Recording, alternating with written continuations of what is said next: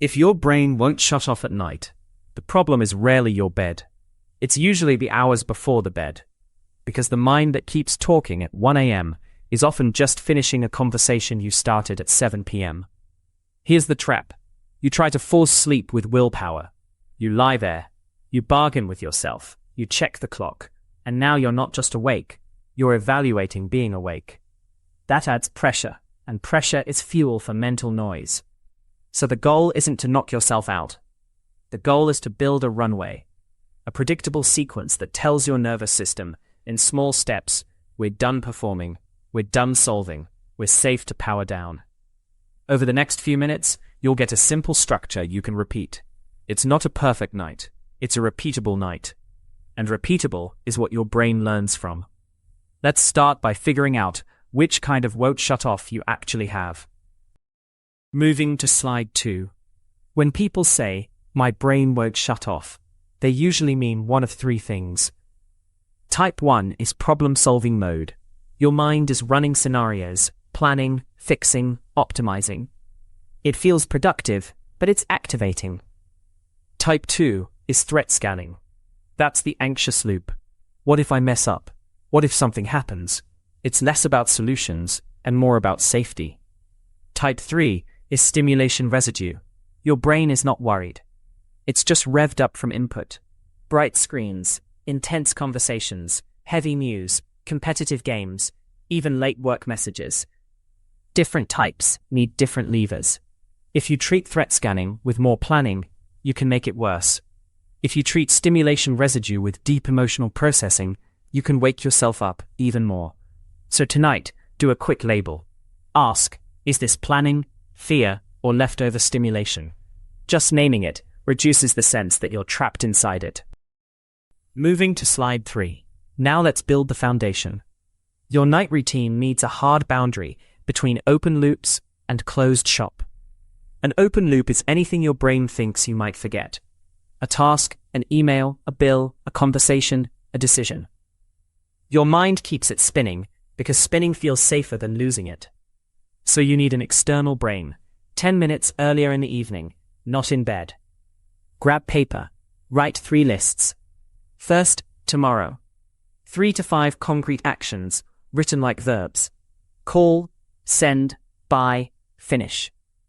Second, worries, not solutions, just the worries. You're unloading, not debating. Third, parking lot. Random ideas, reminders, anything that keeps popping up. Then one final line. The first step for the top item tomorrow. That's it. You're telling your brain. It's captured. It's scheduled.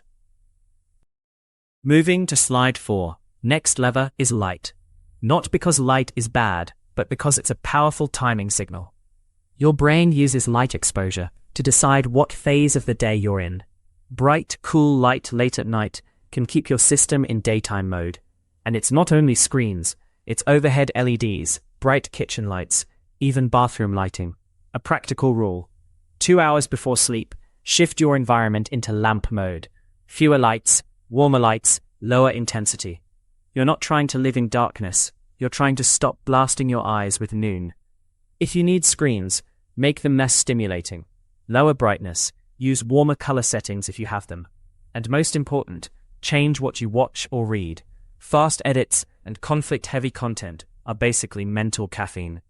This is especially useful for stimulation residue. You're reducing input so the brain has room to settle. Do not aim for perfect. Aim for noticeably dimmer and noticeably calmer. Moving to slide 5. Let's talk about the second wind. That moment late at night when you suddenly feel awake and motivated. People think it means they weren't tired. Often it means they were overtired. When you push past your natural sleep window, your body can respond with a stress response. Not panic, just a subtle rise in alertness chemicals that keep you going. Then you get into bed and your mind is sprinting. So your routine needs an anchor time, a consistent start to wind down, not just a consistent bedtime. Pick a time you can hit most nights. That's when you start the downshift sequence, even if you don't feel sleepy yet. And watch late naps and late workouts. They can be fine for some people, but if your brain won't shut off, they're common triggers. The goal is to catch the first wave of sleepiness, not wrestle the second wind. If you miss the wave, don't punish yourself. Just restart the downshift and keep the environment calm. Moving to slide 6. Now the routine itself. Think in phases. Downshift, then offload, then quiet. Downshift is physical. It tells your body we're leaving performance mode. A warm shower, gentle stretching, slow tidying, prepping clothes for tomorrow. Boring is good here. Offload is mental. That's the paper exercise we talked about. If you already did it, great. If not, do a 2-minute version. Quiet is sensory.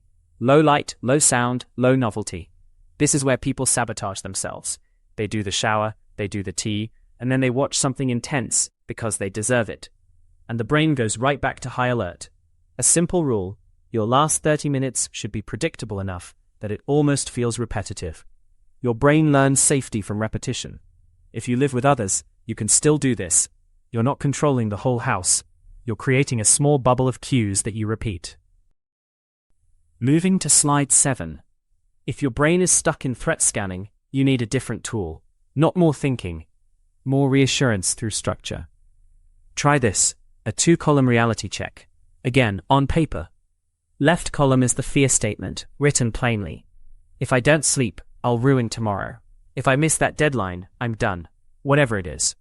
Right column is a grounded response. Not fake positivity. More like a calm adult voice. I functioned on less sleep before.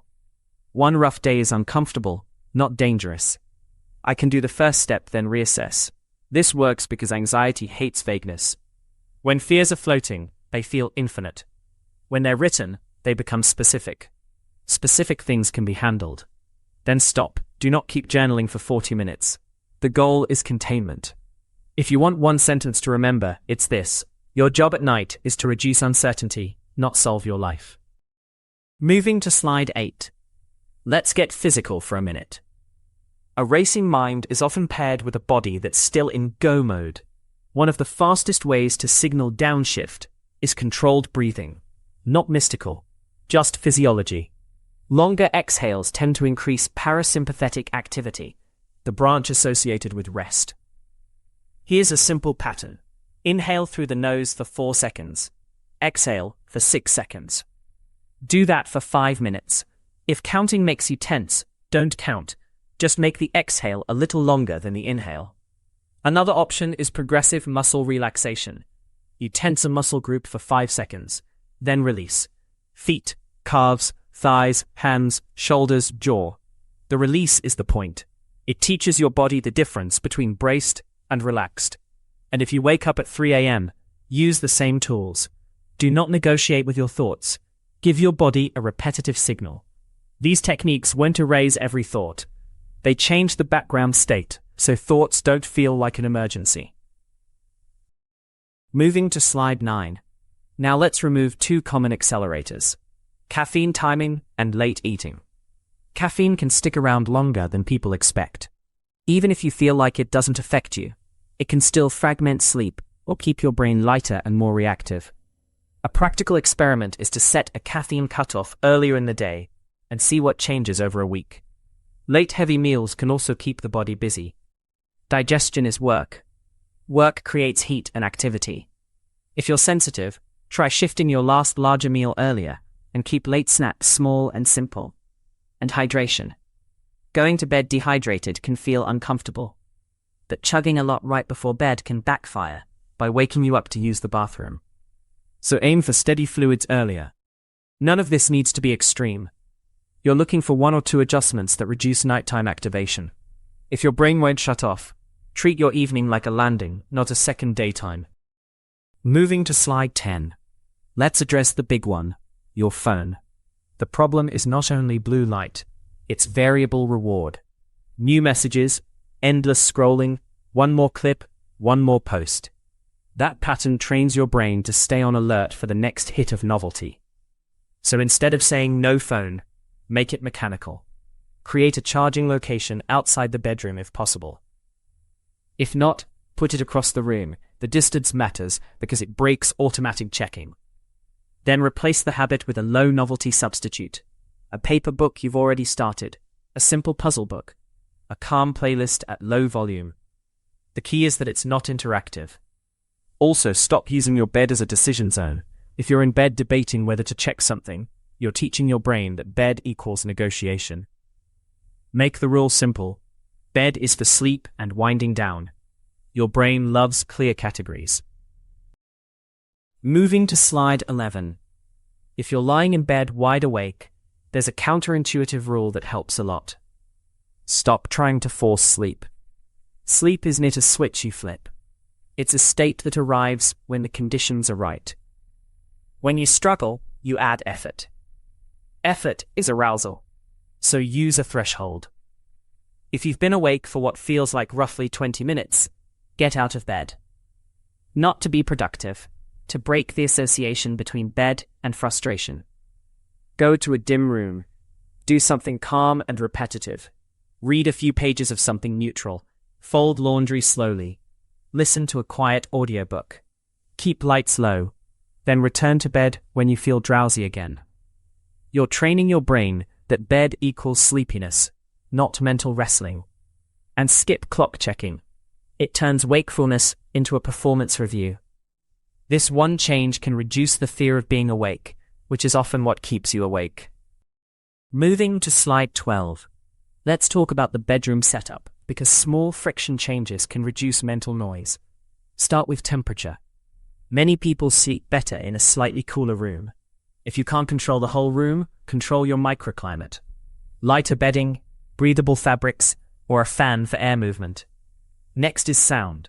Total silence is not always ideal because tiny noises become noticeable. A steady sound source can mask variability. If you try this, keep it consistent and low. Then darkness. Even small light leaks can be stimulating for some people. Cover indicator lights. Use blackout curtains if needed. And clutter. You don't need a perfect room, but visible work items can cue your brain into planning mode. If your desk is in the bedroom, consider covering it or turning it away. Think of the room as a cue. Every cue should say one thing: rest. You're not building a luxury spa. You're removing triggers that keep your brain on duty. Moving to slide 13. Here's a mindset shift that helps with overthinking. Your brain is trying to protect you. It's just using the wrong time slot. So instead of fighting thoughts, give them a scheduled appointment earlier.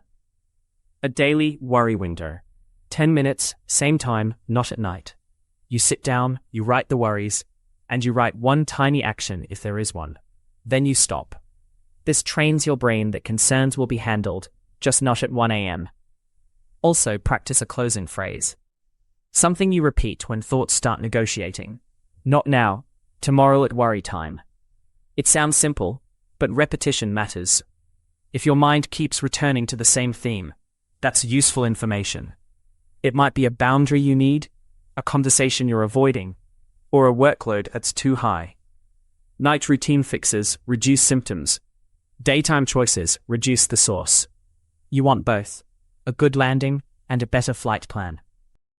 Moving to slide 14. Let's put it all together into a simple template you can actually follow. 90 minutes before sleep, start lamp mode. Lower lights, lower stimulation. 60 minutes before sleep, do your downshift. Shower or wash up. Prep tomorrow. Light stretch. Keep it boring. 30 minutes before sleep, do quiet. Paper book, calm audio, or breathing. Phone stays away. If thoughts spike, do the 2-minute offload. Tomorrow list, worry list, parking lot. One next step. If you're awake in bed and it's turning into frustration, use the reset rule. Get up. Dim room. Calm repetitive activity. Back to bed when drowsy. Now, one important expectation. This is a training process. Your brain learns patterns over days and weeks. One perfect night is nice, but consistency is what changes the baseline. For a comment, tell me which lever helps you most.